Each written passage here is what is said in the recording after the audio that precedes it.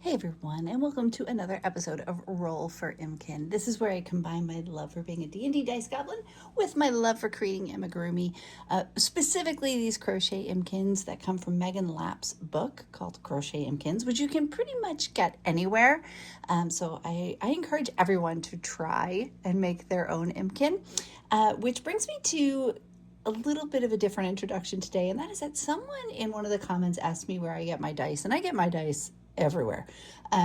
You can get dice on Amazon. You can get dice from Etsy shops, which you can get some really, really neat dice from Etsy shops. You can get them from different actual game stores. And so the dice that I'm using today, which are these die, they're really pretty. Hopefully the camera can actually pick them up. They are actually metal dice. They're very heavy.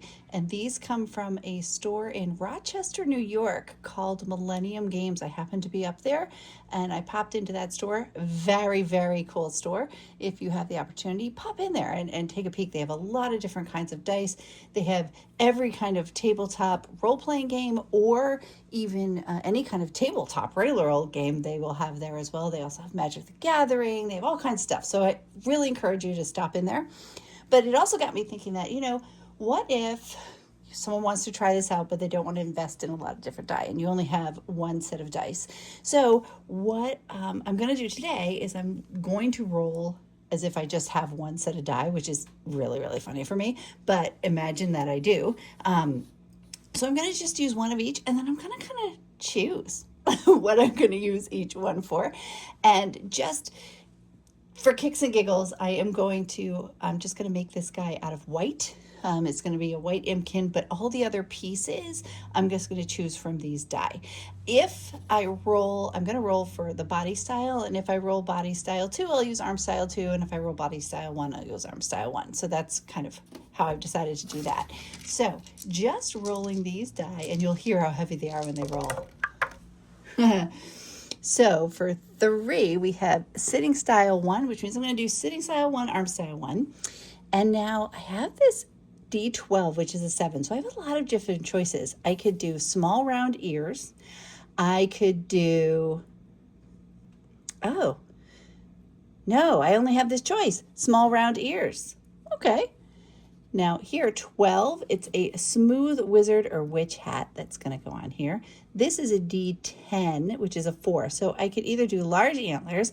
Maybe I won't do that only because I have this this wizard's hat here. I could do a ponytail. Oh, that could be really cute, right? So maybe I will do the ponytail here instead. And last but not least, I have a 6-sided die, so I could do bat wings. I could do a tutu. So maybe what I'll do, oh my goodness, I don't know. Do I want a tutu or do I want bat wings? I think I want to do a tutu. Since we decided this Impkin was going to be white, and that was just the color I arbitrarily decided that I was going to use, I'm going to just use a very simple big twist value. You could use, red heart, you could use lion brand, you could use whatever plain old, acrylic would be perfect for an Impkin because it kind of holds its shape. And since I knew that I was just going to be using white as the main color on this guy, I chose just one little accent, and it kind of has blue, a light teal blue, and a gray, and some white in it. And I thought, that's going to be a really nice accent that has a little bit of pop to it because it's got a couple of different colors. Just chose it from my yarn stash. Don't even know what it is, but I thought I would share with you my reasoning behind choosing that for this Impkin. This is our finished Impkin for this week. We have the tutu, which I chose. We have the straight smooth wizard's hat. We have the ponytail here in the back. And we also have the little ears, right?